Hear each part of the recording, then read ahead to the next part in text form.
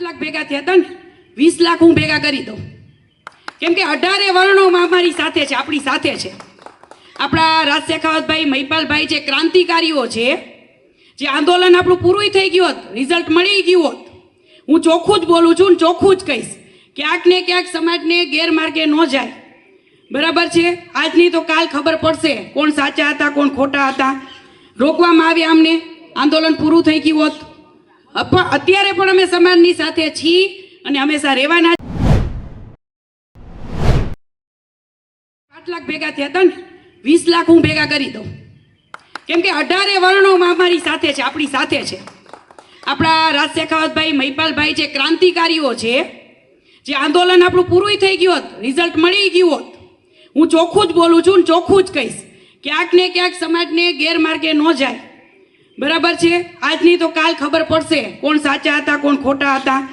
રોકવામાં આવ્યા અમને, આંદોલન પૂરું થઈ ગયું હોત.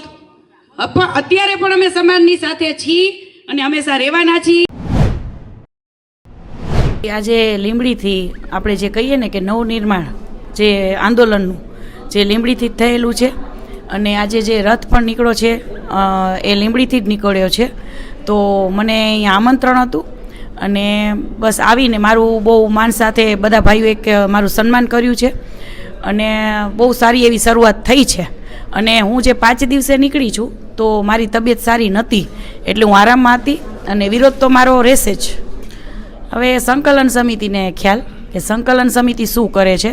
બાકી અમે જે બહેનો છીએ, આપ બધાને નામ તો ખબર જ છે કે 10 બહેનો છે, એ લોકોને સંકલન સમિતિ, અમારે સંકલન સમિતિ અમને મિટિંગનું કંઈ કહેતા જ નહોતા. એટલે વચમાં પીટીમાં એવો વિડીયો મૂક્યો હતો કે પદ્મિની બા રિક્વેસ્ટ કરે છે. એટલે રિક્વેસ્ટ નથી કરી, મેં એવું કીધું હતું કે અમને જે મિટિંગો થાય છે એમાં અમારી એક ઉપસ્થિતિ હોવી જોઈએ, કેમ કે લડતનો ભાગ ક્યાંક ને ક્યાંક અમે પણ છીએ.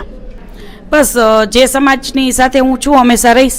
સમાજ જે વિરોધો કરે છે બસ એની સાથે હંમેશા હું ઊભી છું. હવે બસ જે અમારો આ રથની શરૂઆત છે એ ગામો ગામ રથ રહેવાનો છે અને એક બધા ભાઈઓ અને બહેનો સપોર્ટ કરે, બસ એ જ.